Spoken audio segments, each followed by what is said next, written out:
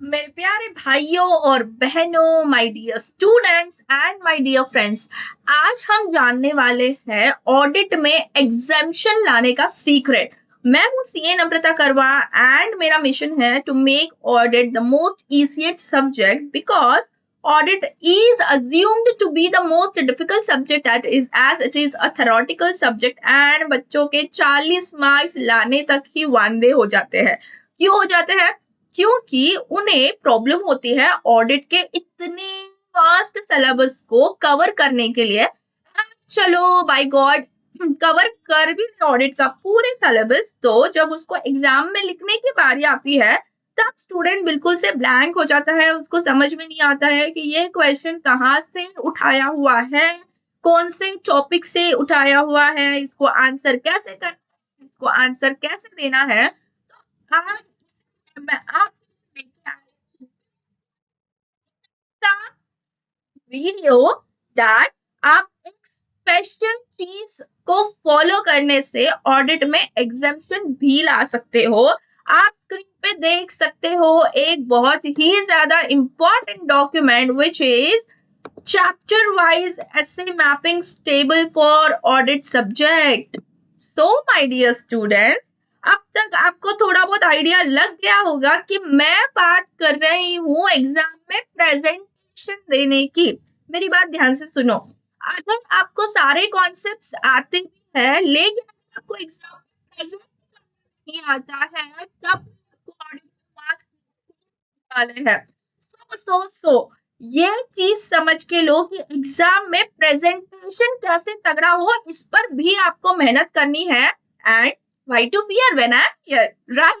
तो आज मैं आपको बताऊंगी प्रेजेंटेशन करने का एक सॉलिड तरीका। देखो जब भी कोई क्वेश्चन अपीयर होता है ना एंड वहां पे अगर आप शुरुआत करते हो as per SA 200 overall objectives of the independent auditor और as SA 315 identify material misstatement, तो एग्जामिनर बोलेगा वाह भाई वाह, इस बंदे को तो बहुत नॉलेज है एंड ये बंदे को मार्क्स दे देने चाहिए, इसने बहुत मेहनत की है ना।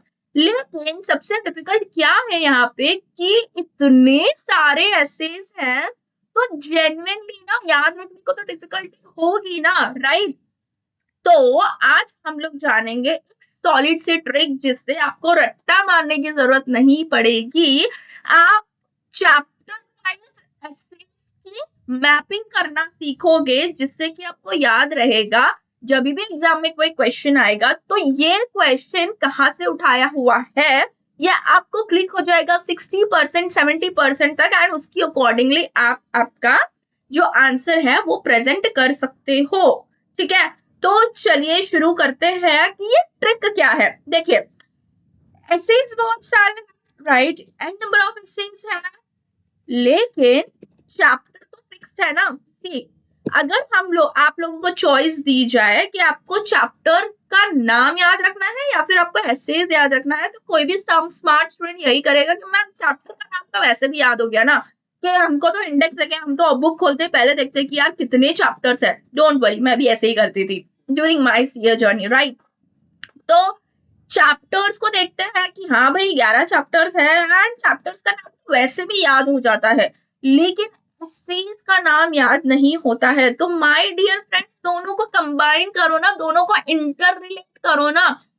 इस रिएक्शन में कोई स्टूडेंट सोच ही नहीं पाता है, वो बस पढ़ने के प्रेशर में उस चीज को याद रखने के प्रेशर में रह जाता है, इसीलिए दोनों कॉन्सेप्ट को रिलेट नहीं कर पाता है, जिससे कि वो स्मार्ट वर्क की जगह पे डोंकी वर्क करता रह जाता है एंड एग्जाम में स्कोर नहीं करता। देखिए मैं आपको सिंपल सा एग्जांपल देती हूँ, ठीक है? ऐसे 200 is all about overall objectives of independent auditor and conduct of an audit. देखिए ऐसे 200 क्या है?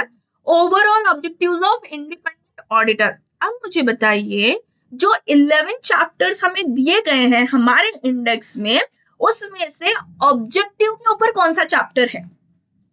मैम फर्स्ट चैप्टर है nature, objective and scope of audit. तो भाई दोनों को कंपेयर करो ना, दोनों को इंटरप्रेट करो ना, दिमाग लगाओ। ऐसे कौन से चैप्टर दिया गया होगा? अगर ओवरऑल ऑब्जेक्टिव ऑडिट की बात चल रही है तो ये जो ऐसे है वो 1 में ही तो दिया होगा ना, है ना। चलो चलो चलो और डिस्कस करते हैं, है ना।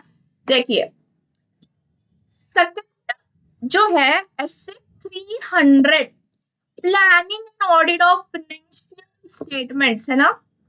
Planning and audit of financial statements. पर प्लानिंग क्या हमारा कोई चैप्टर है? Anyone anyone anyone? Yes ma'am बिल्कुल है। Audit strategy, audit planning, audit programme. तो भाई ये कहाँ हो सकता है? चैप्टर नंबर 2 में। अंडरस्टैंड दिस गाइस, जो भी ऐसे दिए हुए हैं उसको चैप्टर से रिलेट करते जाओ, ताकि जब आप क्वेश्चन आंसर उसको सॉल्व करते हो, राइटिंग प्रैक्टिस करते हो, तो आपको 50 पेजेस घुमाने की जरूरत नहीं है कि ये क्वेश्चन कौन से ऐसे में से उठाया हुआ है, सबसे पहला सवाल। फिर वो ऐसे कहाँ पे कौन से जगह पे वो ऐसे मेंशन किया हुआ है। इसी ये वाला प्रॉब्लम जो है ना वो मुझे आया था मेरे सीए जर्नी के दौरान, एंड बहुत स्ट्रगल किया था। मुझे समझ ही नहीं आता था कि क्वेश्चन कहाँ से आया है। अगर ये समझ में आ भी गया तो वो मुझे जल्दी से ऐसे नहीं मिलता था, एंड मान लीजिए 15 to 20 मिनट्स वो पेज खोलने में ही निकल जाता था। सुपर पावर वाली एनर्जी थी ना जो मुझे आंसर राइटिंग में यूटिलाइज करनी थी, वो मैं यूटिलाइज कर देती थी पेज को ढूंढने के लिए, एंड वहां पे मेरा फ्रस्ट्रेशन लेवल था 100%, जिसके वजह से मैं आंसर पे कॉन्सेंट्रेट नहीं कर पाती थी या फिर मेरा 100% नहीं दे पाती थी।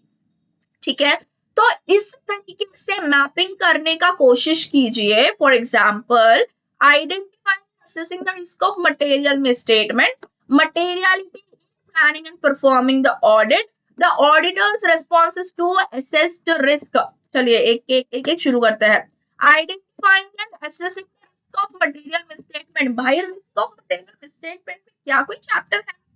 हाँ मैम बिल्कुल है, risk assessment and internal control chapter number 3।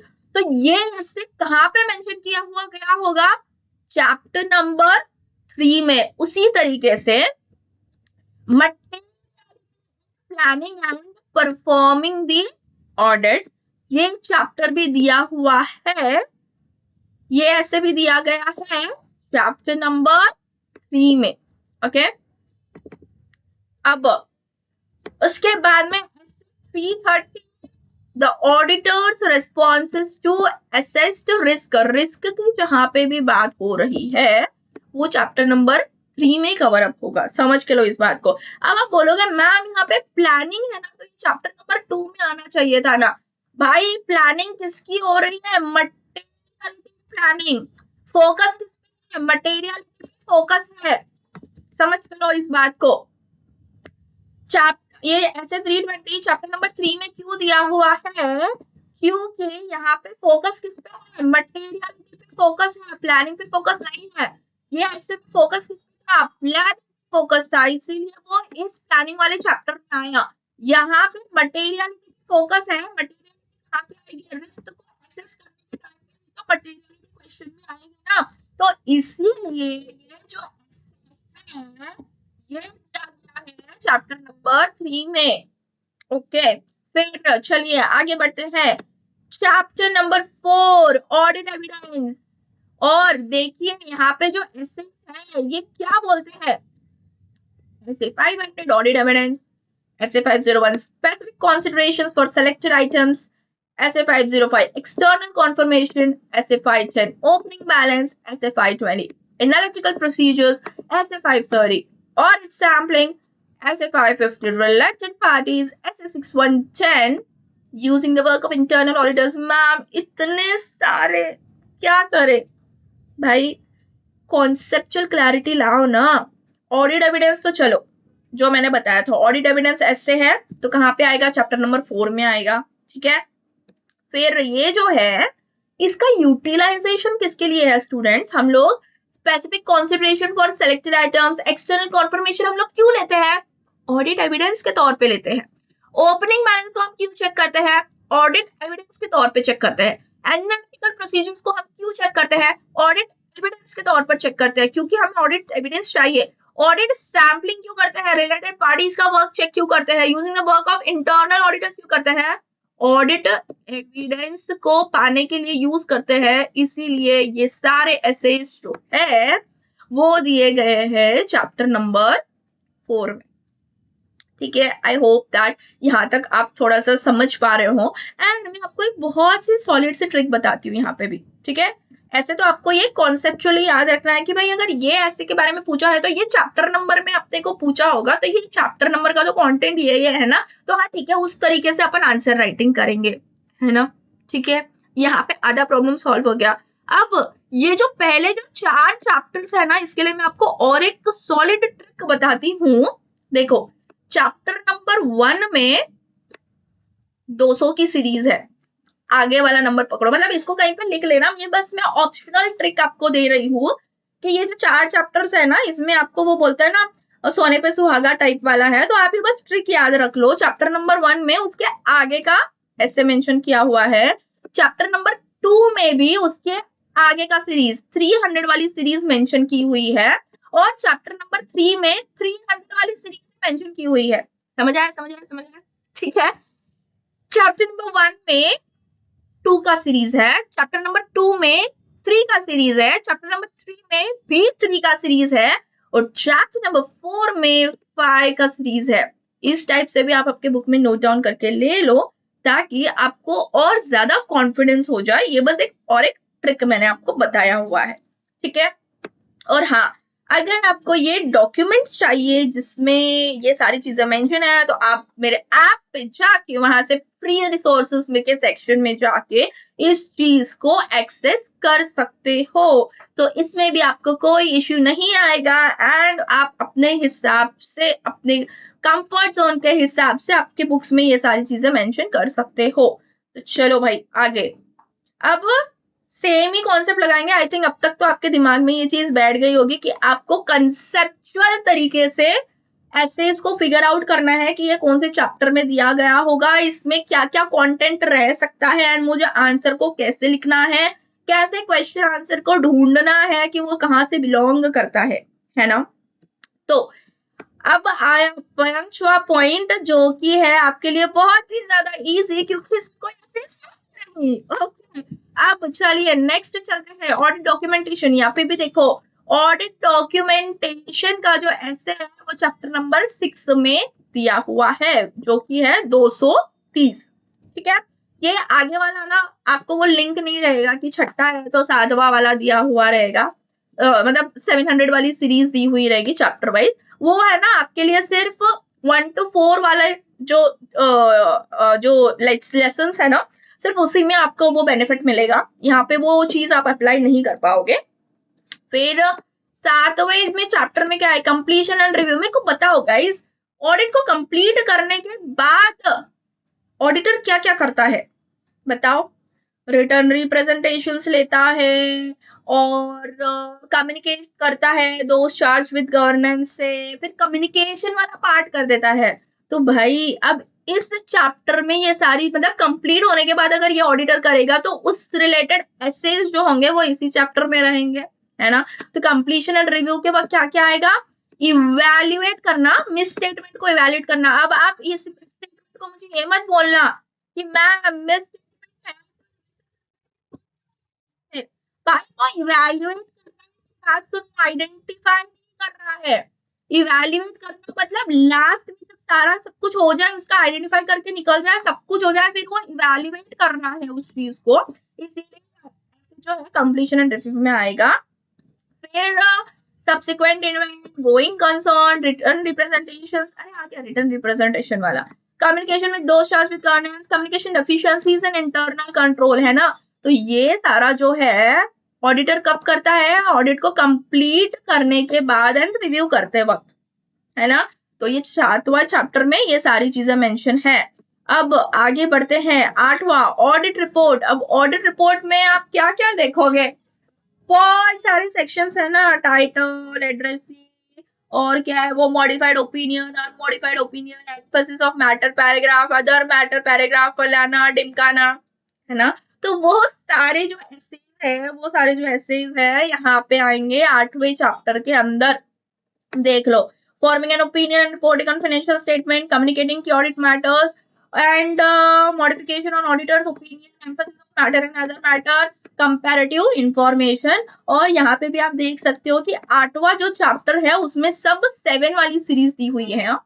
7 वाली से एक चैप्टर के लिए भी आप ऐसे देख सकते हो, एक ना साइड में नोट डाउन कर सकते हो। यहाँ जो 8वां जो चैप्टर है मेरा उसमें सारी 7वीं सीरीज दी हुई है। फिर से 9th और 10th बहुत ही इजी, क्योंकि इसमें कोई स्पेसिफिक से मेंशन किया हुआ नहीं है। लास्ट में बारी है चैप्टर नंबर 11 की, ethics and terms of engagement. पता नहीं ये चैप्टर लास्ट में क्यों रख दिया है, ठीक है। तो यहाँ पे agreeing the terms of audit engagement, quality control of an audit, quality control of for firms that perform audit, SQC भी यहाँ पे मेंशन किया हुआ गया है। तो गाइस ये अगर आप तरीका यूज करोगे आपकी पढ़ाई करते वक्त, तो आप को लेके कभी भी फ्रस्ट्रेट नहीं होने वाले हो पढ़ाई करते वक्त। बहुत इजी तरीके से आपको टॉपिक मिल जाएगा, कौन से चैप्टर में ये टॉपिक है, इस चैप्टर में तो ये कंटेंट है ना। एग्जाम के वक्त याद आता है, अरे ये चैप्टर के है ना 10वें पेज नंबर पे ना मेरा ये कंटेंट था, मैंने उस चीज को हाईलाइट करके रखा था, अरे हाँ ये क्वेश्चन आया है ना। उसकी बात चल रही है, मैं तो मेरे मतलब मेरे है ना एग्जाम लिखते वक्त मुझे भी ऐसे होता था, अरे हाँ क्या पॉइंट था मैंने उसको हाईलाइट करके रखा था, काइंड ऑफ, है ना। तो मोस्ट ऑफ द स्टूडेंट्स को यही चीज होती है। तो आप भी इस चीज का फायदा उठाओ एंड इस तरीके से मैपिंग करके लो, ताकि आपका जो ऑडिट का जो एम है वो सिर्फ पास पे नहीं एग्जामिनेशन पे आ जाए। And let me tell you कि अगर आपको और बाकी कॉन्सेप्ट पढ़ने हैं मैंने दिए हुए हैं ऑलरेडी मेरे यूट्यूब चैनल पे, तो आप जल्दी से वहां पे जा सकते हो एंड प्लेलिस्ट को चेक कर सकते हो, ऑडिट मेड इजी। एंड वहां पे आप कुछ टॉपिक्स मैंने दिए हुए हैं चैप्टर वाइज की, वहाँ के कुछ कॉन्सेप्ट्स, बेसिक कॉन्सेप्ट्स जो है वो मैं क्लियर कर रही हूँ ऑनलाइन, तो आप जाके वो चेक कर सकते हो। इसके अलावा अगर आपको वो समरी नोट्स चाहिए जो मैंने स्पेशली आप स्टूडेंट्स बनाए हुए हैं, तो आप सिंपली मेरे ऐप पर जाके अगेन प्ले स्टोर पे आपको मिल जाएगा peak prep, preparation at the peak level, ठीक है। पीक प्रेप नाम है ऐप का। तो आप इस ऐप पे जाके एक्सेस कर सकते हो समरी नोट्स, क्योंकि ये समरी नोट्स बहुत ज्यादा बेनिफिशियल रहेंगे आपके लिए। इसको यूटिलाइज करने का भी एक तरीका है जिससे आप सेल्फ स्टडी से भी ऑडिट निकाल सकते हो, कोई हैवी क्लासेस लेने की जरूरत नहीं है। एंड आप सिर्फ एक काम करो, सिर्फ एक बार आईसीआई का मॉड्यूल थरली पढ़ो, एक बार पढ़ो एंड उसके बाद में ये समरी नोट्स को यूटिलाइज करो एग्जाम के लास्ट डे तक, और स्कैनर रेफर करो, क्वेश्चन आंसर सॉल्व करते जाओ एंड आप मुझे मैसेज करोगे कि मैम मैं ऑडिट में बहुत अच्छा परफॉर्म की हूँ, ठीक है।